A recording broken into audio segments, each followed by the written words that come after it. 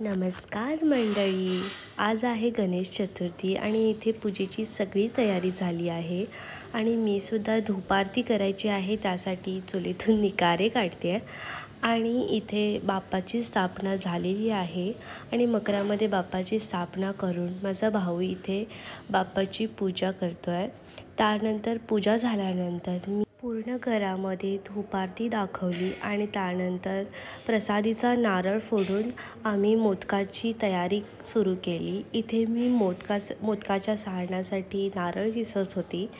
ते झाल्याच्या नंतर मी सारण बनवलं आणि इथे मोदक करायला घेतले. तितक्यात आमच्याकडच्या एक आजी येऊन बसलेल्या आणि मला विचारत होत्या की तुला येतात का मोदक करता, म्हणून मी त्यांना एक मोदक करून दाखवत होते.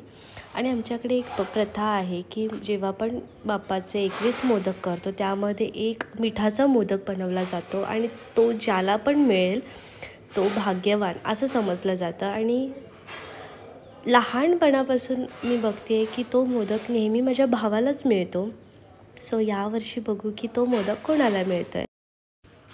त्यानंतर प्रसादी झाली, बाप्पाला नैवेद्य दाखवलं आणि रीतीप्रमाणे हाही मोदक भावालाच मिळाला. आणि आमच्याकडे एक प्रथा आहे की त्या नैवेद्यांमधून एक मोदक हा बाप्पासाठी ठेवला जातो आणि तो बाप्पासोबतच विसर्जनसुद्धा करायचा असतो. आणि जसे मी कालच्या व्लॉगमध्ये म्हटलं होतं की मी तुम्हाला सगळं डेकोरेशन हे आजच्या व्लॉगमध्ये दाखवेन.